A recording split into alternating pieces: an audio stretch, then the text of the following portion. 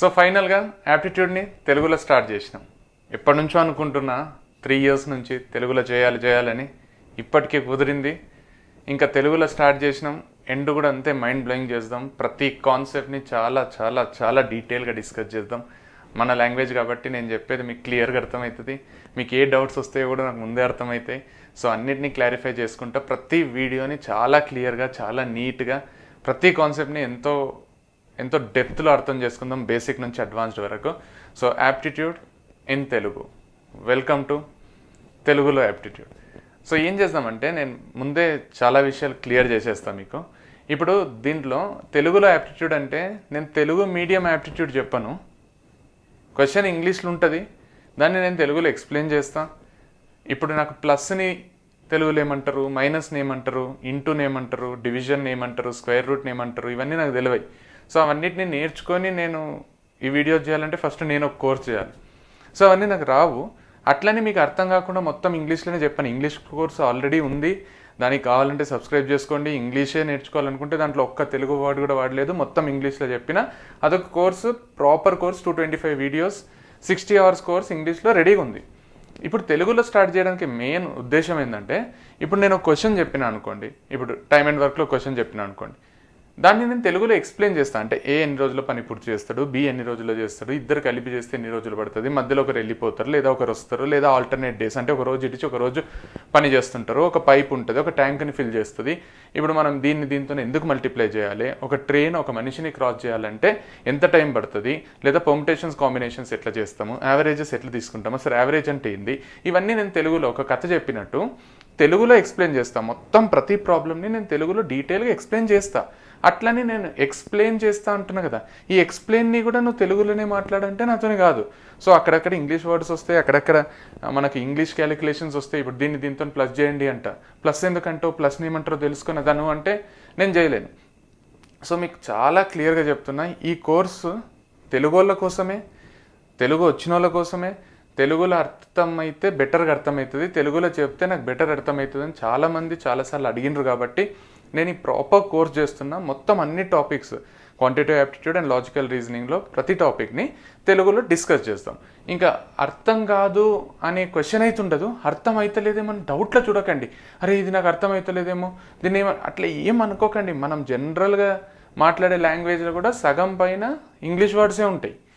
ఇప్పుడు ఏది మాట్లాడినా మనకి ఇంగ్లీష్ వర్డ్స్ వస్తూనే ఉంటాయి కదా మధ్యలో. ఇప్పుడు యాపిల్ని తెలుగులో అనం కదా. ఇప్పుడు ఆటో నాపాలనుకోండి, ఆటో అంటాం కదా. ఆటో తెలుగునా ఇంగ్లీషా, బస్సు తెలుగునా ఇంగ్లీషా. ఇప్పుడు ఒక బస్సు ఒక కార్ని క్రాస్ చేస్తుంది. ఇప్పుడు బస్సుని కూడా నేను తెలుగులో అనాలంటే కాదు కదా. సో అది ఒకటి క్లారిఫికేషన్ ఇక్కడ. ఇంకోటి ఏంటంటే యాప్టిట్యూడ్ నేను చాలా చాలా మంచిగా చెప్తా. సో దాంట్లో డౌటే పెట్టుకోకండి. ప్రతిదీ మనము ప్రాపర్గా అర్థం చేసుకుంటూ వెళ్ళిపోదాం. మొత్తం కాన్సెప్ట్స్ అన్నీ కవర్ చేద్దాం. నెక్స్ట్ వీడియో నుంచి మనము ఒక్కొక్క కాన్సెప్ట్ తీసుకొని డీటెయిల్గా అర్థం చేసుకుంటూ వెళ్ళిపోదాం. కానీ ఇప్పుడు మనకు అర్థం కావాల్సింది ఏంటంటే, మీరందరూ ఇప్పుడు యాప్టిట్యూడ్ వినడానికి ఇక్కడికి వచ్చిండ్రు. మీరు ఆల్రెడీ సబ్స్క్రైబ్ చేసుకున్నా, రేపు పొద్దున సబ్స్క్రైబ్ చేసుకోవాలనుకుంటున్నా ఈ కోర్స్కి. చాలా చాలా సింపుల్. ఫస్ట్ మనకు అర్థం కావాల్సిన విషయం ఏంటంటే, aptitude is not mathematics. Aptitude mathematics కాదు. అవును ఉంటాయి, నంబర్లు ఉంటాయి, అడిషన్లు ఉంటాయి, సబ్ట్రాక్షన్లు ఉంటాయి, క్యాలిక్యులేషన్స్ ఉంటాయి, అయినా కూడా యాప్టిట్యూడ్ మ్యాథమెటిక్స్ కాదు. చాలామంది ఏమంటారంటే, నేను నాన్ మ్యాథ్స్ స్టూడెంట్ అంటారు, లేదా నేను మ్యాథ్స్ స్టూడెంట్ అంటారు, నేను మ్యాథ్స్లో ఎక్స్పర్ట్ అంటారు, కొందరు నాకు మ్యాథ్స్ అసలు అర్థం కాదంటారు.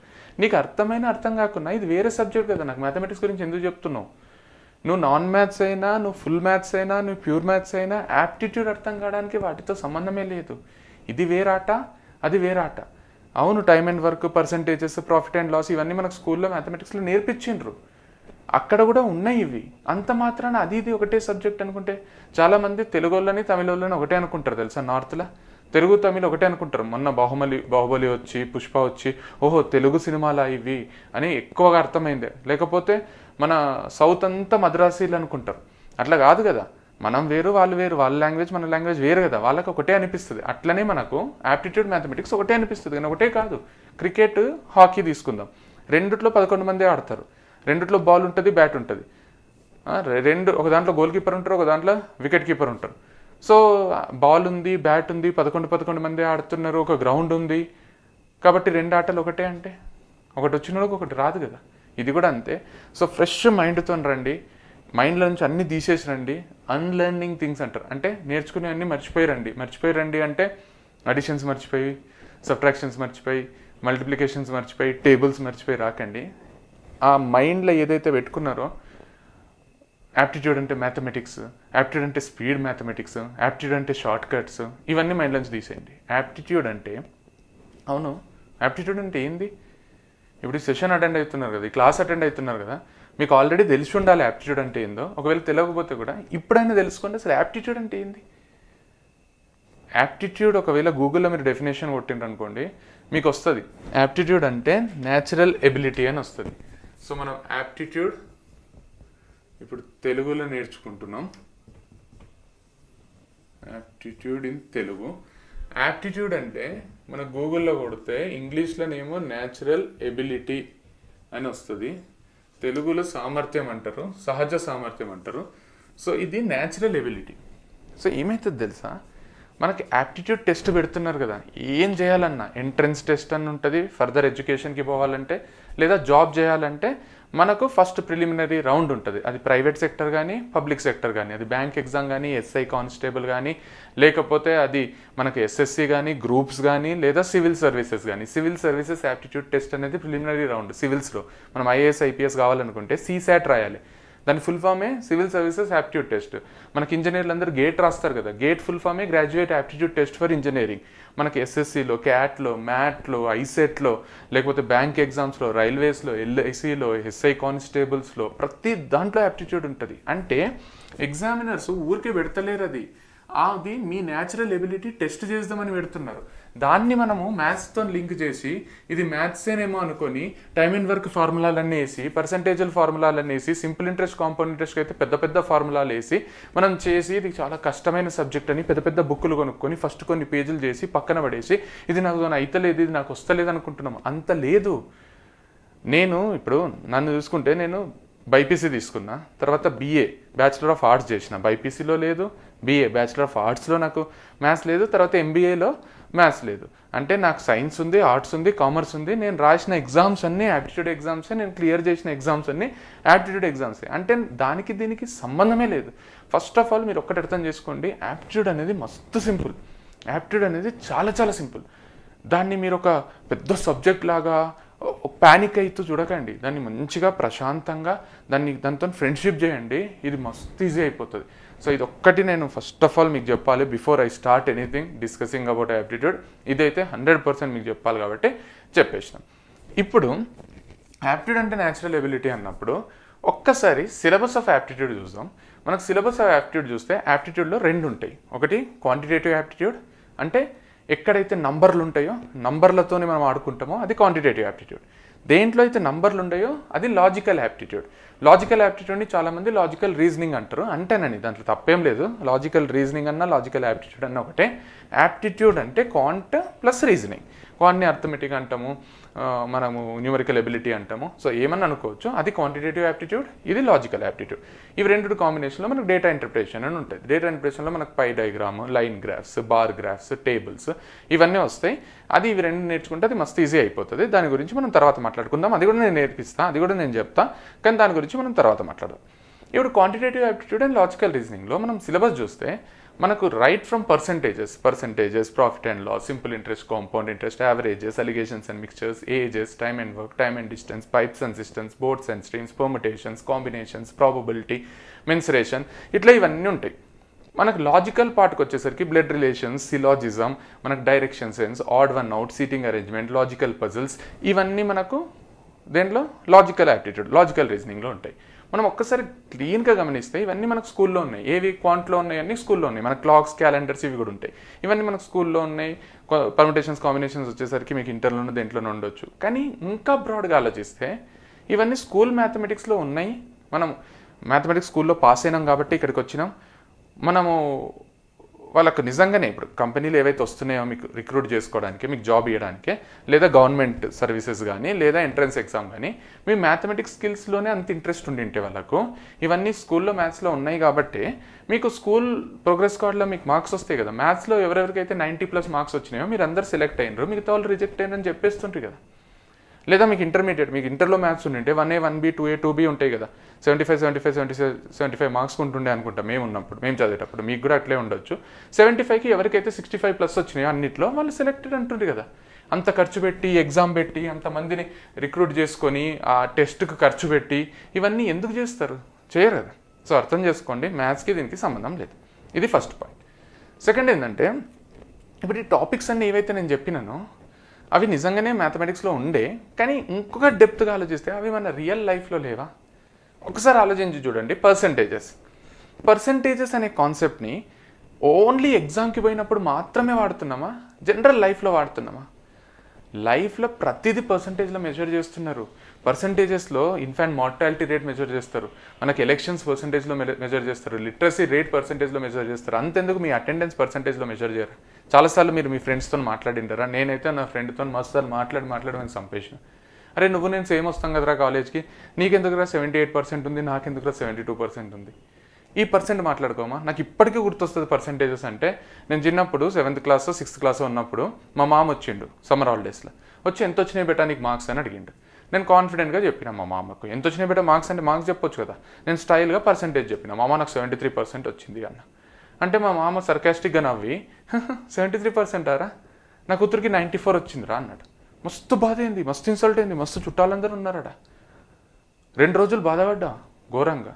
అంటే ఆలోచించు, మా మామ నాకు ఎంత బాగా మార్క్స్ అంటే నేను పర్సంటేజ్లో కమ్యూనికేట్ అయితే, పర్సంటేజ్లో మాట్లాడితే మా మామ నన్ను పర్సంటేజ్లో ఇన్సల్ట్ చేసిండు. ఆ ఇన్సల్ట్కి నేను బాధపడ్డా.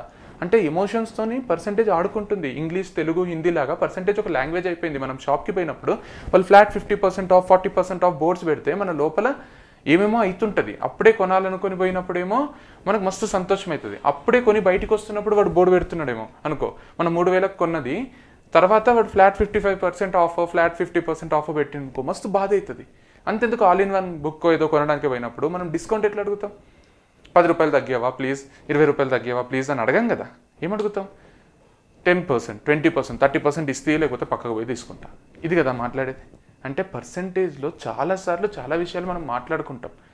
అండ్ పర్సంటేజ్ ఎప్పుడు కూడా మనం ఫార్ములా వేసి క్యాలిక్యులేట్ చేయం జనరల్ లైఫ్లో. కానీ ఎగ్జామ్కి వచ్చేసరికి ప్యానిక్ అవుతాం. అంతెందుకు, ఇప్పుడు ఫ్లాట్ 50% ఆఫ్ ఉంది, నువ్వు 3000 రూపీస్ షర్ట్ చూసినావు, అక్కడ ఫ్లాట్ 50% ఆఫ్ అని రాసిండ్రు.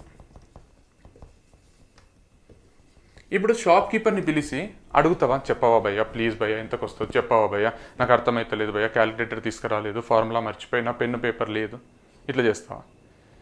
లేకపోతే పెన్ను పేపర్ నీ దగ్గర ఉంటే ఇట్లా క్యాలిక్యులేట్ చేస్తావా? 50% అంటే 50/100, 50/100 into 3000, 0000 cancer, 50 into 30, 0 0s 0, 0 5s 0, 3 0s 0, 3 5s 15, ఇది 0, ఇది 0, ఇది 5, ఇది 1, సో 1500. ఇట్లా ఎప్పుడైనా చేసినావా 50% ఆఫ్కి?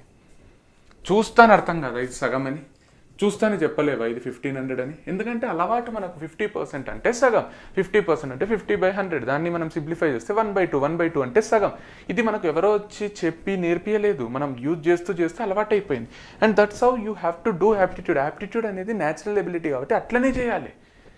ఎట్లా పడితే అట్లా చేయరాదు, పెద్ద ఫార్ములాలు వేయరాదు. దీన్ని జనాలు షార్ట్ కట్ అని అదని ఇదని షార్ట్ కట్ ఎక్స్పర్ట్స్ అని అంటున్నారు. షార్ట్ కట్ కాదు యాప్టిట్యూడ్ అంటే. యాప్టిట్యూడ్ అన్న ఒక మంచి ప్రాపర్ హైవేనే. కాకపోతే మనం ఎంత స్పీడ్లో పోవాలి, ఎట్లా పోవాలనేది మన మైండ్ మీద ఆధారపడి ఉంటుంది. అది కాకుండా ఇది షార్ట్ కట్లో పోతున్నాను, షార్ట్ కట్లు నేర్పిస్తాను, నీకు ఎన్ని నేర్పిస్తావు షార్ట్ కట్లు? ఎన్ని నేర్పిస్తారు చెప్పు? ఒక మనిషి షార్ట్ కట్లు ఇప్పుడు మొత్తం దగ్గర 1000 మోడల్స్ ఉంటాయి. 1000 షార్ట్ కట్స్ నేర్పియాలా నేను మీకు? 1000 షార్ట్ కట్స్ నేర్పించేటప్పుడు మస్తు మజా వస్తుంది నీకు. అరే ఏం నేర్పిస్తున్నాడు సార్, పెద్ద ప్రాబ్లమ్ని చిన్న చెప్తున్నాడు. అట్లా 1000 రకాలుగా చెప్తా. 1000 ప్రాబ్లమ్స్కి 1000 షార్ట్ కట్స్ చెప్తా. నీకు రేపు పొద్దున ఎగ్జామ్కి పోతే గుర్తుంటుందా? ఆ 1000 దేనికి అప్లై చేయాలో గుర్తుంటుందా? అంత మెమరీ ఉందా? అంటే shortcut number 48, question number 48కి అప్లై చేయాలి. ఎగ్జామ్లో క్వశ్చన్ వస్తుంది, దీనికి షార్ట్ కట్ 48, 82, 33. పిచ్చోళం అయిపోతుంది తెలుసా. క్లాస్లో మంచిగానే ఉంటుంది షార్ట్ కట్ చెప్పేటప్పుడు. ఇప్పుడు సెషన్లో మస్తు ఉంటుంది, మస్తు 100% నీకు మస్తు సంతోషం అవుతుంటుంది, ఏం చెప్తున్నాడు అనిపిస్తుంది. ఎగ్జామ్ పోతానే మెంటల్ ఎక్కిపోతుంది. దాని బదులు మనం ఎందుకు చేస్తున్నాం, ఆ ప్రాబ్లం ఎట్లా సాల్వ్ చేస్తున్నాం, ఆ ప్రాబ్లం నాకు జనరల్గా లైఫ్లో వస్తే ఎట్లా సాల్వ్ చేస్తుంటే, జనరల్ జీవితంలో నాకు చాలా ప్రాబ్లమ్స్ వస్తాయి కదా, దాన్ని ఎట్లా హ్యాండిల్ చేస్తా అన్నట్టు నువ్వు యాప్టిట్యూడ్ని హ్యాండిల్ చేసినావు అనుకో, ప్రతి ప్రాబ్లం మామూలు సింపుల్ అనిపించేది. మస్తు ఏమంటారు కాన్ఫిడెన్స్తో ఎగ్జామ్ పోతావు. చాలా టూ గుడ్ ఫీలింగ్ వస్తుంది ఇన్సైడ్. సో అట్లా నేర్చుకుందాం. నేను ఏమంటున్నా అంటే పర్సంటేజెస్ మన జనరల్ లైఫ్లో భాగమే. అట్లనే నువ్వు ప్రాఫిట్ అండ్ లాస్ తీసుకో. ప్రాఫిట్ అండ్ లాస్ మనం అంచనా వేయమా? ప్రాఫిటా లాసా? ఎవరు ఏ పని చేసినా ఫస్ట్ ప్రాఫిట్ అండ్ లాస్ ఆలోచిస్తారు తెలుసా. ఏం చేసినా నాకు లాభం వస్తుందా? ఇప్పుడు ఈ కోర్సు నువ్వు తీసుకోవాలనుకో, తీసుకుంటే నాకేంది లాభం, నాకు ఏమైనా బెనిఫిట్ అవుతుందా అని ఆలోచించావా? ఈ కోర్సు నేను చేస్తున్నా కదా, ఇంత ఫీజు పెట్టి చేస్తున్నా కదా, నాకు ఎంతన్నా కొంత లాభం ఉంటేనే చేస్తా కదా, నేను లాభం వస్తుంది అనిపిస్తేనే చేస్తా కదా, లేదా నష్టం వస్తుందేమో అని భయం అయితే ఉంటుంది కదా. చిన్న బిజినెస్ నుంచి పెద్ద బిజినెస్ వరకు లాస్ట్కి ఫ్రెండ్షిప్ కూడా ఈ రోజుల్లో నాకేంది లాభం అని ఆలోచిస్తున్నారు. ఒక వాట్సాప్ మెసేజ్ వస్తే పైన నోటిఫికేషన్ వస్తుంది కదా, అది ఓపెన్ చేయాలా వద్దా? ఓపెన్ చేస్తే మనకి తెలిసిపోతుంది, డబుల్ టిక్ వస్తుంది, బ్లూ టిక్ వస్తుంది, వింది ఓపెన్ చేయాల్సిన అవసరం లేదులే అని నోటిఫికేషన్ నుంచి తీసి పక్కన పడేస్తున్నారు. వీనితో పని ఉండదులే అంటే మనతో పెద్ద లాభం లేదులే. సో సేమ్ థింగ్ కదా యావరేజెస్ అంటే ఏం చెప్పు, మనకు టాపికే కదా, మనకు అదొక సబ్జెక్టే కదా, లేకపోతే మనకు యాప్టిట్యూడ్లో అదొక టాపిక్ కదా, అదొక చాప్టర్ కదా. యావరేజెస్ అంటే some of observations by number of observations. So some of observations by number of observations అనేది యావరేజ్. ఇది దీనికి ఫార్ములా. మరి సినిమాకి పోయి వచ్చి నీ ఫ్రెండ్ ఎట్లుంది మామ సినిమా అని అడిగితే యావరేజ్ ఉందిరా అని ఎన్నిసార్లు చెప్పింటాను. అట్లా యావరేజ్ ఉందిరా అని చెప్పినప్పుడు some of scenes by number of scenes చేసినావా? ఎన్ని సీన్లు ఉన్నాయి అన్నీ యాడ్ చేసి నెంబర్ ఆఫ్ సీన్స్తో డివైడ్ చేసి యావరేజ్ అన్నావా? లేదు కదా. అట్లని గుడ్డిగా యావరేజ్ అన్నావా? కాదు కదా. సినిమా చూసినావు, మొత్తం సినిమాని అర్థం చేసుకున్నావు, కొన్ని సీన్లు మంచిగా అనిపించినాయి, కొన్ని సీన్లు మామూలు అనిపించినాయి, కొన్ని సీన్లు బేకార్ అనిపించినాయి, హీరో హైలైట్ అనిపించిండు, హీరోయిన్కి యాక్టింగ్ రాదనిపించింది, విలన్ అయితే అట్టట్లున్నాడు, కామెడీ సీన్లు మధ్యలో మంచిగా ఉన్నాయి, అన్నిటిని ఓవరాల్గా కన్సిడర్ చేసి ఒకసారి చూడొచ్చు అనిపించి యావరేజ్ అన్నావు. ఇంకొంచెం బెటర్ అనిపించింటే అబోవ్ యావరేజ్ అంటుంటే, అసలు నార్మల్గా కూడా లేదు, కొంచెం తక్కువ ఉందంటే బిలో యావరేజ్ అంటుంటే, లేదా ఫ్లాప్ అంటుంటే, లేదా హిట్ అంటుంటే, లేదా సూపర్ హిట్ అంటుంటే. అంటే ఏమన్నా కూడా నీకు ఆ సినిమా ఎట్లా అనిపించింది అనే దాని మీద అంటున్నావు చూడు, అప్పుడు యావరేజ్ అని చెప్తున్నావు చూడు, అది యాక్చువల్గా యాప్టిట్యూడ్లో యావరేజ్. అంటే నీ బ్రెయిన్ పనిచేసి నువ్వు ఒక అనాలిసిస్ చేసి చెప్తున్నావు చూడు, ఆ అనాలిసిస్ యాప్టిట్యూడ్, అది natural ability. Simple interest, compound interest అనేది ఒక టాపిక్. మీరు నిజంగా చెప్పండి, మీకు ఊర్లల్లో అనుభవం ఉండి ఉంటే, ఊర్లల్లో వడ్డీ, చక్రవడ్డీ, భూచక్రవడ్డీ, విష్ణు చక్రవడ్డీ అని వడ్డీలకు వ్యాపారం చేస్తారు కదా, వాళ్ళు ఎప్పుడన్నా P*1+R/100 చేస్తారా? నోటి లెక్కల్లో నువ్వు ఎంత వాళ్ళకి ఇవ్వాలి, ఎంత అసలు ఇవ్వాలి, వడ్డీ ఎంత, వడ్డీ అసలు కంటే ఎంత పెరిగిందని నయా పైసలతో సహా చెప్తారు. ఎందుకంటే అది వాళ్ళ న్యాచురల్ ఎబిలిటీ, అది వాళ్ళ సహజ సామర్థ్యం.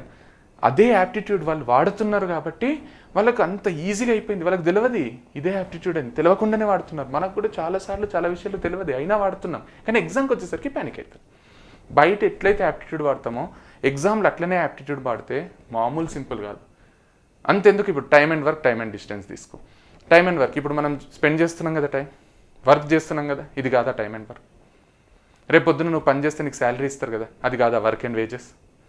టైం అండ్ డిస్టెన్స్, రోజు ఎక్కడికో ఒక దగ్గరికి పోతాం కదా, ఎంతో కొంత టైం స్పెండ్ చేస్తాం కదా, కాలేజ్కో, స్కూల్కో, ఆఫీస్కో, బయటికో, ఫ్రెండ్స్ దగ్గరకో, ఆడుకోవడానికో, అది టైం అండ్ డిస్టెన్స్ కదా. అంతెందుకో ఎవరన్నా వరంగల్ నుంచి హైదరాబాద్ వస్తున్నారు అనుకో, ఎక్కడి వరకు వచ్చినావు మామ అంటే, ఇక్కడి వరకు వచ్చినా మామ అంటే, వచ్చేస్తావురా గంటలా అంటాం. అంటే వచ్చేస్తారా గంటలా అనేది ఏమైనా ఫార్ములైజ్ చేస్తామా?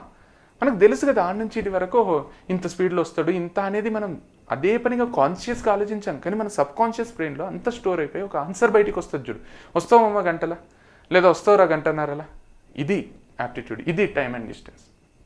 క్లాక్స్ అండ్ క్యాలెండర్స్, మన జనరల్ లైఫ్లో మనం దాంతో అది లేనిది బతకలేని తెలుసా. క్లాక్ లేనిది ఎప్పుడు టైం చూస్తుంటాం, ఇప్పుడు ఈ వీడియో చూసేటప్పుడు కూడా చూస్తుంటాం. లేదా ఈ టైంకి ఇది క్లాక్స్ తిరిగి తిరిగి క్యాలెండర్ అవుతుంది, క్యాలెండర్ తిరిగి తిరిగి ఏజ్లు అవుతాయి. ఆ మూడు మన యాప్టిట్యూడ్లో భాగమే. ఇక మనం లాజికల్ యాప్టిట్యూడ్కి వచ్చేస్తే బ్లడ్ రిలేషన్స్, ఎవరికి ఏమవుతారు, అమ్మ ఎవరు, నాన్న ఎవరు, అక్క ఎవరు, తమ్ముడు ఎవరు, భర్త ఎవరు, భార్య ఎవరు, అత్త కూతురు ఎవరు, మామ కొడుకు ఎవరు, తెలుస్తేనే కదా మజా వస్తుంది, తెలుస్తేనే కదా లైఫ్ ఎగ్జైటింగ్ అవుతుంది, తెలుస్తేనే కదా వావి వరుసలు అంటారు. లైఫ్లో ఎవరితో ఎట్లా బిహేవ్ చేయాలో తెలుస్తుంది. చిన్నప్పటి నుంచి నేర్పించి పెంచలే మనకు, మామరా, లేకపోతే బాబాయ్ రా, లేకపోతే పిన్ని, వదిన, ఇట్లాంటివన్నీ వింటూ పెరగలే. అదే కదా బ్లడ్ రిలేషన్స్. దాని మీద ఎన్ని క్వశ్చన్స్ అడుగుతారు, ఆలోచించి చూడు. ప్రతి టాపిక్ మన జీవితంలో భాగమే. పర్ముటేషన్స్, కాంబినేషన్స్, ప్రాబిలిటీ అంటే చాలామంది ప్యానిక్ అయిపోతారు. అరే ఇది పెద్ద టాపిక్, దీంట్లో ఎన్సీఆర్ ఉంది, ఎన్పిఆర్ ఉంది, ఏముంది? పర్ముటేషన్స్ అండ్ కాంబినేషన్స్ అనేది మన జీవితంలో అప్లై చేస్తూ చేస్తూ చేస్తూ ఇక్కడి వరకు వచ్చింది. మనం షాపింగ్కి పోతే ఒక డ్రెస్ సెలెక్ట్ చేసుకోవాలనుకుంటే ఎన్ని డ్రెస్సులు చూస్తాం. ఈరోజు నువ్వు వేసుకున్న షర్ట్ లేదా నువ్వు వేసుకున్న డ్రెస్ ఊరికి ఇట్లా పిక్ చేసుకుని వేసుకొని వచ్చేసినావా? లేదు కదా. దాని మీద ఎంతసేపు స్పెండ్ చేసింటావు, ఎన్నిసార్లు ఆలోచించింటావు, ఇది తీసుకోవాలా వద్దా, ఈ కలర్లో నా దగ్గర 4 ఉన్నాయి, మళ్ళీ ఇదే కలర్ తీసుకోవాలా, తీసుకుంటే అమ్మేమంటుంది, నాన్న ఏమంటాడు, ఇది అసలు మంచిగా ఉందా, ఈ లైటింగ్ వల్ల మంచిగా అనిపిస్తుందా, ఇది శ్రింక్ అవుతుందా కాదా, డిస్కౌంట్ ఇస్తావా లేదా, పక్క షాప్లో ఇంకా తక్కువకు దొరుకుతుందా లేదా, ఆన్లైన్ షాపింగ్ చేయాలా, ఇది ఆన్లైన్లో తక్కువకు దొరుకుతుందా, ఆన్లైన్లో మంచిదే ఉంటుందా బట్ట, ఆన్లైన్లో రిటర్న్ తీసుకుంటాడా తీసుకోడా, ఇవన్నీ ఆలోచిస్తావు చూడు. ఇదే పర్ముటేషన్ అండ్ కాంబినేషన్. పెద్ద విషయాల్లో నేను ఏం తీసుకోవాలి, ఎంపీసీనా, బైపీసీనా, సిఈసీనా, హెచ్ఈసీనా, ఎంఈసీనా, నేను ఇంజనీరింగ్లో ఏం తీసుకోవాలి, ఇంజనీరింగ్లో ఏ కాలేజ్ పెట్టాలి, నా కౌన్సిలింగ్లో నేను ఏ సీక్వెన్స్లో పెట్టాలి, ఏ కాలేజ్ ఫస్ట్ పెట్టాలి, ఏ కాలేజ్ సెకండ్ పెట్టాలి, అసలు నేను బైపీసీ చేయాలా, ఎంపీసీ చేయాలా, నేను డాక్టర్ కావాలా, రేపొద్దున నేను ఏ జాబ్ ఆపర్చునిటీకి పోవాలి, గవర్నమెంటా ప్రైవేటా, గవర్నమెంట్ అయితే ఏది బాగుంటుంది, ఇవన్నీ కావా పర్మిటేషన్స్ అండ్ కాంబినేషన్స్. అవన్నీ కరెక్ట్గా చేసినావు కాబట్టి ఈరోజు ఇక్కడ ఉన్నాం. అండ్ ఈ రోజు నుంచి రేపటికి పోవాలంటే మనకు ప్రాబిలిటీ కావాలి. ప్రాబిలిటీ అంటే ఏంది, chance of happening not happening, chance of occurring not occurring. అంటే ఏదైతే ఛాన్స్ అంటాం చూడు, అంటే అన్సర్టెనిటీ ఉంటుంది చూడు లైఫ్లో, అది ప్రాబిలిటీ. మనకు రేపు ఏమవుతుందో తెలియదు చూడు, అది ప్రాబిలిటీ. లైఫ్ ఇంత ఎగ్జైటింగ్ ఎందుకు ఉంటుంది తెలుసా, ప్రాబిలిటీ వల్ల ఉంటుంది. చాలామంది అంటారు ఫ్యూచర్ తెలిస్తే ఎంత బాగుంటుంది, ఎంత బాగుంటుంది. ఎందుకు బాగుంటుంది ఫ్యూచర్ తెలిస్తే? ఫ్యూచర్ తెలిస్తే ఎప్పుడు చచ్చిపోతావో తెలుస్తుంది, ఎప్పుడు చచ్చిపోతావో తెలిస్తే ఇప్పుడు చచ్చిపోబుద్ది అవుతుంది. లైఫ్ ఎందుకు బాగుంటుంది? మనం మ్యాచ్లు చూస్తాం చూడు, క్రికెట్ మ్యాచెస్ చూస్తాం చూడు, ఎందుకంత ఎగ్జైటింగ్గా చూస్తాం? విరాట్ కోహ్లీ ఇష్టం కాబట్టి, లేదా మనకు రోహిత్ శర్మ ఇష్టం కాబట్టి చూడము, మనకు రిజల్ట్ తెలియదు కాబట్టి చూస్తాం. ఇండియా పాకిస్తాన్ మ్యాచ్లో నరాలు తెగిపోయి ఉత్కంఠ ఉంటుంది, లేకపోతే మనకు ప్యాట్రియాటిజం ఏమంటారు, దేశభక్తి ఉప్పొంగిపోతుంటుంది కదా, అవన్నీ పక్కన పెడితే అవన్నీ ఉంటాయి. నాకు తెలుసు ఇండియా గెలవాలని ఖచ్చితంగా మీ అందరికి ఉండి ఉంటుంది, ఇండియా గెలవాలని ఉంటుంది. బయట పటాకులు పేలుస్తున్నారు దసరా ఈరోజు, సో దసరా రోజు షూట్ చేస్తున్నా, అందుకు టప్ టప్ టప్ టప్ అని సౌండ్లు వస్తున్నాయి. ఏమంటారు అది ఏమంటారు, నేను అంటే అది కేర్ తీసుకోకుండా చేస్తున్నాయి, సౌండ్లు వస్తున్నాయి అనుకోకండి. సౌండ్లు వస్తున్నాయి, కొంతసేపు ఆగండి, ఆ సౌండ్లు తగ్గిపోతాయి. బయట వస్తున్నాయి, మొత్తం ఎంత క్లోజ్ రూమ్, మంచి స్టూడియో సెట్ చేసుకునే చేస్తున్నా వీడియో. అయినా నాకే వినిపిస్తున్నాయి అంటే మీకు కూడా వినిపిస్తాయి. కొంచెం సేపు ఆగితే పోతే ఏదో లడి పెట్టినట్టున్నారు, టప్ టప్ టప్ టప్ అంటున్నాయి. అని హ్యాపీ దసరా. అంటే ఈ వీడియో మీరు దీపావళికి చూస్తారో, దసరాకి చూస్తారో, రంజాన్ చూస్తారో, క్రిస్మస్ చూస్తారో, నార్మల్ డే రోజు చూస్తారో, మీ బర్త్డే రోజు చూస్తారో తెలియదు. అంటే ఇది చూస్తూనే ఉంటారు కదా, ఇప్పుడు కాకపోయినా ఇంకొక 2-3 ఏళ్ళ తర్వాత కూడా చూస్తారు కదా. నేను మస్తు చెప్తా యాప్టిట్యూడ్. అయితే ఏమో చెప్తున్నా, పర్ముటేషన్స్ అనుకో, ప్రాబబిలిటీ ఆగాల, అంటే పటాకులన్నీ పేలే వరకు ఆగాల. వినిపిస్తుందా? అంటే మీరు నాతో మాట్లాడలేరు, ఎందుకంటే ఇది రికార్డెడ్ క్లాస్ కాబట్టి, లైవ్ అయితే అడుగుతుంటే ఆగిపోయినాయి. అయితే ఏంటంటే ఇప్పుడు పర్ముటేషన్స్ అండ్ కాంబినేషన్స్ ప్రాబిలిటీ, మనం క్రికెట్ మ్యాచెస్ ఎందుకు చూస్తాం తెలుసా, మనకు రిజల్ట్ తెలియదు కాబట్టి చూస్తాం. ఇండియా పాకిస్తాన్ మ్యాచ్ చూస్తాం, ఇండియానే గెలవాలని ఉంటుంది, కానీ ఇండియా గెలుస్తుందని మనకు తెలియరాదు. ఇండియా గెలుస్తుందని ఎప్పుడైతే అర్థమవుతుందో ఇంట్రెస్ట్ పోతుంది. మనకు తెలియకుండా గెలవాలి, ఇండియానే గెలవాలి, కానీ తెలియరాదు మనకు. ఎట్లా ఉంటుంది చూసినావా? ఇదే probability. Head or tail probability, dice probability. మ్యాచెస్కి అంత క్రేజ్ ఎందుకు? బెట్టింగ్ యాప్స్కి అంత క్రేజ్ ఎందుకు? బెట్టింగ్ అప్లికేషన్స్, బెట్టింగ్ ఆడుతుంటారు కదా అందరు, ఎందుకంటే వాళ్ళకి ఉత్కంఠ ఇష్టం. ఏమవుతుంది సినిమాలు చూస్తాం కదా, లాస్ట్కి ఏమవుతుంది, హీరో హీరోయిన్ కలుస్తారా, ఎవరైనా చచ్చిపోతారా, దయ్యం వస్తుందా, దయ్యం అయితే ఎవరు దయ్యము, ఇవన్నీ ప్రాబిలిటీనే. మనకు తెలవక అరే ఇదేదో కొత్త సబ్జెక్ట్ ఏమో అనుకుంటున్నాం, అంత సీన్ లేదు. ఇవన్నీ ప్రాబిలిటీనే. డైరెక్షన్ సెన్స్, ఈరోజు డైరెక్షన్ సెన్స్ ఒక పెద్ద టాపిక్ లా చూస్తున్నాం, కానీ ఎప్పటి నుంచో వాస్తు లేదా, ఈస్ట్ వెస్ట్ నార్త్ సౌత్, ఈశాన్యం ఏది, నార్త్ ఏది, తూర్పు ఏది, పడమర ఏది, ఇక్కడ ఇది ఉండరాదు, ఇక్కడ వెయిట్ ఉండరాదు, ఇక్కడ ఇది పెట్టరాదు. ఈరోజు గూగుల్ మ్యాప్స్ అన్ని కోట్లు సంపాదిస్తుందంటే డైరెక్షన్స్ కదా, ఇట్లా పో అని చెప్పదా. సో ప్రతిదీ మన యాప్టిట్యూడే. నువ్వు ఏదైనా టాపిక్ తీసుకో, అది మన జీవితంలో భాగమే ఉంటుంది. సో యాప్టిట్యూడ్ నేర్చుకోవడంలో నువ్వు ఫస్ట్ మైండ్లోంచి తీసేసాల్సింది ఇది పెద్ద కష్టమేమో, ఇది ఏం చేయాలో, ఎట్లా చేయాలో, ఇవన్నీ తీసేసాయి. నాకు యాప్టిట్యూడ్ మస్తు వచ్చు, నేను మీకు యాప్టిట్యూడ్ నేర్పిస్తా అంటే తప్పు అవుతుంది. ఎందుకంటే న్యాచురల్ ఎబిలిటీ నేర్పిస్తా అంటే మంచిగా ఉంటుంది కదా. ఇప్పుడు మీ ఇంటికి పోయి ఏం నేర్చుకొని వచ్చినారా అంటే, అమ్మ నేను సహజ సామర్థ్యం నేర్చుకొని వచ్చిన, గలీజ్ ఉంటుంది. ఇప్పుడు ఇది ఎట్లాంటిదంటే, ఇది కాన్ఫిడెన్స్ ఉంటుంది చూడు. కాన్ఫిడెన్స్ ఎక్కడ నేర్చుకుంటామా? కాన్ఫిడెన్స్ పెంచుకుంటాం. అట్లనే యాప్టిట్యూడ్ని పెంచుకుంటాం, న్యాచురల్ ఎబిలిటీని పెంచుకుంటాం, లేదా కాన్ఫిడెన్స్ ఉందని తెలుసుకుంటాం చూడు. అట్లా యాప్టిట్యూడ్ మన లోపల ఉందని తెలుసుకున్నాక పెంచుకుంటాం. చాలా విషయాలు జీవితంలో తెలుసుకుంటాం అంతే, నేర్చుకోము. ఇప్పుడు అరే అమీర్పేట పోయిరారా అంటాం, అమీర్పేట నేర్చుకోలేదమ్మా నేను అన్నాం కదా, అమీర్పేట నాకు తెలియదమ్మా అంటాం, నాకు ఎట్లా పోవాలో తెలియదు అంటాం, తెలుసుకుంటాం. నెక్స్ట్ అడ్రస్ తెలుసుకున్నాక పోతాం, అడ్రస్ నేర్చుకోం కదా మనం.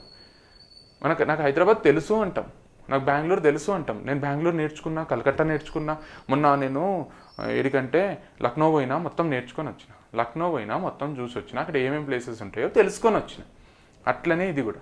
అండ్ యాప్టిట్యూడ్లో ఇంకొకటి క్లియర్గా చెప్తున్నా, యాప్టిట్యూడ్ అనేది సేమ్ సైకిల్ లాగా లేదా ఈతలాగా ఎట్లుంటుందంటే నేర్చుకునేటప్పుడు లేదా అది మనం ఫస్ట్ ట్రై చేసేటప్పుడు మస్తు కష్టం అనిపిస్తుంది, కొత్తలా మస్తు కాంప్లికేట్ అనిపిస్తుంది. మీరు సైకిల్ నేర్చుకునేటప్పుడు మీకు సైకిల్ వచ్చుంటే ఎంత మెంటల్ అయిపోతాం తెలుసా. ఒక 2 పైర్ల మీద సైకిల్ నడపాలంటే ఇటు పడతాం నేర్పించడానికి అయితే విసుగొచ్చి ఇష్టం వచ్చినట్టు తిరుగుతారు. నీకు రాదు లైఫ్లో అంటాడు. మనం రైట్ అంటే ఇట్లా రైట్ ఫుల్ తిప్పేస్తాం పడిపోతాం, లెఫ్ట్ అంటే లెఫ్ట్ తిప్పుతాం పడిపోతాం. ఫస్ట్ ముందు హ్యాండిల్ పట్టుకుంటారు, వెనకాల అది పట్టుకుంటారు, ఇట్లా నేర్పిస్తారు. తర్వాత మెల్లమెల్లగా ఓన్లీ వెనకాల పట్టుకుంటారు. తర్వాత వెనకాల పట్టుకున్నారేమో అనుకుని తొక్కుతుంటాం, వెనకాల తిరిగి చూస్తే వాళ్ళు ఉంటారు, పడిపోతాం. మెల్లమెల్లగా సైకిల్ వచ్చినాక జీవితంలో సైకిల్ మర్చిపోం. లెఫ్ట్ రైట్ సైకిల్నా ఎప్పుడన్నా గమనించండి మీరు, సైకిల్ అయినా బైక్ అయినా ఏదైనా, లెఫ్ట్ పోవాలంటే లెఫ్ట్ తిప్పం బైక్ని, లెఫ్ట్ పోవాలనుకుంటాం అదే తిరుగుతుంది. రైట్ అంటే అదే తిరుగుతుంది. మనసులో అనుకుంటే మనసు బ్యాలెన్స్ చేసి అది తిరుగుతుంది. లేకపోతే ఏం చెప్పు, రెండు టైర్స్ మీద బ్యాలెన్స్ చేస్తున్నాం against the gravitational force. Balance చేసి మంచిగా పోతున్నాం, ఏం పెద్ద ఆలోచిస్తలేం, పాటలు కూడా వింటున్నాం. నేర్చుకున్నాక అది క్యాజువల్గా మనకు ఏదైనా కర్వ్ వస్తే ఇట్లా అదే తిరుగుతుంది బండి, మనం తిప్పం అసలు. సో అర్థం చేసుకోండి. ఈత కూడా అంతే, ఫస్ట్ మునిగిపోతాం అనిపిస్తుంది, చచ్చిపోతాం అనిపిస్తుంది, ఇక మనకు రాదనిపిస్తుంది. అరే నీళ్ళల్లో ఇట్లా మనిషి అన్నో నీళ్ళలో తేలుతారు, మనం ఏం చేయగలమా, ఏమేమో అవుతుంటుంది. కానీ ఒకసారి నేర్చుకున్నాక ఈత వచ్చిన వాళ్ళకు ఏమవుతుంది తెలుసా, చచ్చిపోదామని దుంకినా ఈదుకుంటూ బయటకు వస్తారు. అందుకేమో కట్టుకొని బరువులు కట్టుకొని రాయిలు కట్టుకొని దుంకుతారు, ఎందుకంటే వాళ్ళకి న్యాచురల్గానే చేతులు కాళ్ళు ఆడతాయి. So aptitude అట్లాంటిదే. వచ్చేంత వరకు కొంచెం అటు ఇటు అనిపిస్తుంది, కొత్త కదా, ఫస్ట్ టైం ఏదైనా కష్టమే కదా. Mobile phones first touch phones ఉండే కదా, ఫస్ట్ కీ ఫోన్స్ ఉండే కదా. మనకు ఎస్ రావాలంటే మెసేజ్లు చేయాల్సి వచ్చినప్పుడు ఎస్ అంటే 7ని 4 సార్లు టైప్ చేయాలి, అయితేనే ఎస్ వస్తుంది. అందుకే ఫస్ట్ ఆ ఫోన్లలో 1100 నోకియా ఫోన్లలో ఫస్ట్ ఎస్ పోతుండే, ఎస్ ఉండకుండే. తర్వాత వేరే నంబర్లు అన్నీ పోతుండే. అయితే కూడా మనకు తెలుసు 2ని 3 సార్లు ప్రెస్ చేస్తే ఏమొస్తుంది, 3ని 3 సార్లు ప్రెస్ చేస్తే ఏమొస్తుంది. అట్లా మనకు అలవాటైంది. అంటే మా కాలంలో, మీరైతే టచ్తోనే పుట్టినరేమో నాకు తెలియదు. తర్వాత టచ్ వస్తానే మస్తు ఇరిటేట్ అయినాం మేము. అరే టచ్ ఏంది ఇంత పెద్దగా ఉంది, వేలు ఏదో ఒకటి ప్రెస్ చేస్తే ఒకటి పోతుంది అని పిచ్చి అయిపోయింది. తర్వాత ఈ కంప్యూటరైజ్డ్ కీప్యాడ్ వచ్చినప్పుడు ఏ పక్కన బీ వెతికినాం, దొరకలే. అరే ఇదేం దరిద్రం అనిపించింది, ఎవరితో నేను చాటింగ్ చేయాలంటే మస్తు మెంటల్ అయింది, ఆ ఫోన్ ఎంత బాగుండే అనుకున్నాం. తర్వాత మస్తు అడిక్ట్ అయిపోయినాం మీకు ఈ ఫోన్కి. ఫస్ట్ పుల్ ఇస్తుండ్రి దానికి ఫోన్కి, ఇట్లా అనుకోవాలని. ఇప్పుడు చేయితో టిక్ టైప్ చేస్తున్నాం. ఎంత ఈజీ అయిపోయిందంటే అప్పట్లో తెలుసా, రాత్రిళ్ళు బాయ్ ఫ్రెండ్ గర్ల్ ఫ్రెండ్తో మాట్లాడాలంటే దుప్పటి కప్పుకొని ఇట్లా అంటే టుక్ టుక్ టుక్ టుక్ అని సౌండ్ వస్తుండే. మన క్లాస్ రూమ్లలో కూడా అది టుక్ టుక్ టుక్ టుక్ అంటుండే. ఇప్పుడు టుక్ టుక్ ఉంటుంది, ఏముంటుంది, మంచి ప్లెయిన్గా చాట్ చేసుకోవచ్చు. సో టెక్నాలజీ ఎట్లయితే ఇంప్రూవ్ అయిందో, ఎట్లయితే వాడుతూ మనకు కొన్ని విషయాలు ఈజీ అనిపిస్తాయో, ఫస్ట్లో డిఫికల్ట్ అనిపించినాయి, అట్లనే యాప్టిట్యూడ్ ఫస్ట్లో కొంచెం పిచ్చి అవుతుంది, but later on things get simple. So మీరు ఫస్ట్లోనే గివప్ ఇవ్వకండి. ఏమైనా కొంచెం అర్థం కాకపోతే నాకు అర్థమవుతలేదు అనుకోకండి. ఇవన్నీ కొత్త విషయాలు, కష్టమైనవి కావు. కొత్తవి ఎప్పుడు కష్టంగా అనిపిస్తాయి. Different things always appear to be difficult. They are not difficult, they are different. అవి కొత్తవి, కష్టంవి కావు. కొత్త ఎప్పుడైనా కష్టం అనిపిస్తాయి, కొంచెం పాతగా అయితే అనేది ఈజీ అనిపిస్తుంది. So it's as simple as that. So మనం నెక్స్ట్ వీడియో నుంచి మనము అసలు యాప్టిట్యూడ్ మ్యాథమెటిక్స్లో నేను చెప్పిన కదా, ఇంత థియరటికల్గా చెప్పిన కదా, యాప్టిట్యూడ్ మ్యాథమెటిక్స్ కాదు, రెండు వేరు అని. అట్లా మనము ప్రాక్టికల్గా కొన్ని ప్రాబ్లమ్స్ తీసుకొని అసలు యాప్టిట్యూడ్లో ఎట్లా చేస్తాం, మ్యాథమెటిక్స్లో ఎట్లా చేస్తాం అనేది క్లియర్గా డిస్కస్ చేద్దాం. ఎందుకు చెప్తున్నా అంటే యాప్టిట్యూడ్లో ఏమవుతుంది తెలుసా, మీకు క్వశ్చన్స్ ఇస్తారు కదా, క్వశ్చన్స్ ఇచ్చి 4-5 ఆప్షన్స్ ఇస్తారు కదా.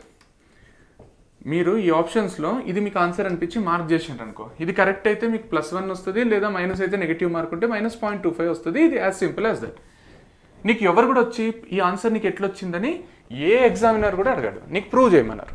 కానీ మనకు ఏమంటారు, మ్యాథమెటిక్స్లో ఏమవుతుందంటే, ఇప్పుడు ఒక 8 మార్క్స్ క్వశ్చన్ ఉందనుకో, నీకు చిన్నప్పుడు స్కూల్లో ఊహించుకో 8 మార్క్స్ క్వశ్చన్ ఉంది, నీకు చూస్తానే క్వశ్చన్ ఆన్సర్ అర్థమైపోయింది, 12,230 అని రాసేసినావు, ఇదే కరెక్ట్ ఆన్సర్.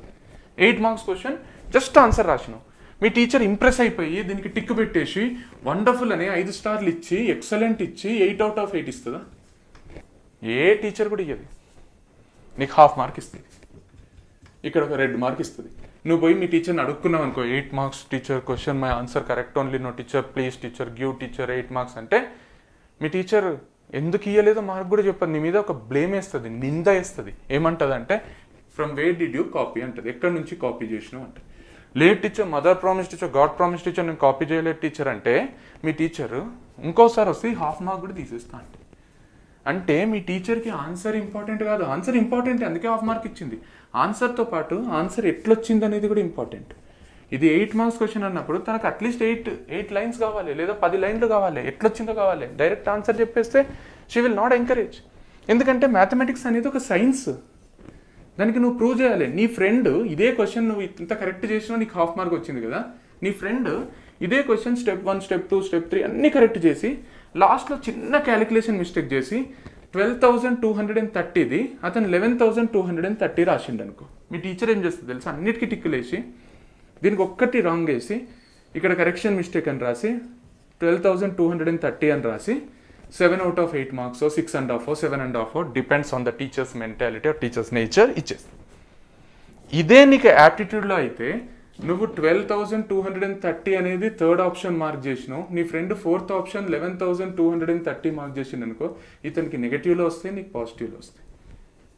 సో అర్థం చేసుకో, ఇక్కడ aptitude is an art of finding solutions. ఇది ఒక ఆర్ట్స్ అంటాం చూడు, art. Mathematics is a science where you have to prove your answer. మనకు 9th క్లాస్లో ఉంటుండే చూడు, హెన్స్ ప్రూవ్డ్ అని రాస్తుంటాం theorems. Hence proved LHS is equal to RHS hence proved అని రాసి 2 గీతలు కొడుతుంటాయి. మొత్తం థియరం అంతా తప్పైనా ఇది రెండుకి కొన్ని మార్కులు వస్తుండే. సో అర్థం చేసుకోండి, మ్యాథ్స్ వేరు, యాప్టిట్యూడ్ వేరు. చాలా వేరుగా ఆలోచిస్తాం. వేరకంటే కొత్తగా కాదు, కరెక్ట్గా ఆలోచిస్తాం. యాప్టిట్యూడ్ తప్పు, మ్యాథమెటిక్స్ తప్పని కాదు. మ్యాథమెటిక్స్ ఎగ్జామ్ మ్యాథమెటిక్స్ లానే చేస్తాం. నేను హ్యూజ్ లవర్ ఆఫ్ మ్యాథమెటిక్స్. కానీ అట్లని యాప్టిట్యూడ్లో తెచ్చి మొత్తం మ్యాథ్స్ని కాపీ పేస్ట్ చేయరాదు. సో అర్థం చేసుకోండి, మనం జనరల్ లైఫ్లో ఎట్లా ఆలోచిస్తామో ప్రాబ్లమ్స్కి ఎట్లా ఆలోచిస్తే aptitude will be A cake walk అంటే మస్తు సింపుల్ అయిపోతుంది. సో అట్లా మనము ట్రై చేద్దాం. నేనైతే మస్తు ఎగ్జైటెడ్ ఉన్నా ఈ కోర్స్ మీకు ఇవ్వడానికి. మీరు కూడా అంతే ఎగ్జైట్మెంట్తో నేర్చుకోండి, మస్తు పాజిటివ్ మైండ్ సెట్తో నేర్చుకోండి. ఇది చెప్తలేడు, ఇది వస్తలేదు, ఇది ఏమవుతుంది, ఇది ఎందుకు చెప్పాడు, ఇది ఎప్పుడు చెప్తాడు, ఇట్లాంటివి ఏ మనసులో పెట్టుకోకండి. ఒక్కొక్క టాపిక్ కవర్ అవుతున్న కొద్దీ మనకు క్లారిటీ పెరుగుతూ ఉంటుంది. ఈ టాపిక్స్ అన్నీ కూడా మొత్తం అన్ని టాపిక్స్ ఒక్కొక్క టాపిక్ అవుతున్న కొద్దీ ఫస్ట్ టాపిక్ 4th టాపిక్ అయిపోయినాక ఫస్ట్ టాపిక్ ఇంక ఈజీ అనిపిస్తుంది. 8th టాపిక్ అయిపోయినాక సెకండ్ టాపిక్ ఇంకా మంచిగా అర్థమైనట్టు అనిపిస్తుంది. ఎందుకంటే ఒకటి దానికి ఒకటి ఇంటర్లింక్డ్ ఉంటాయి.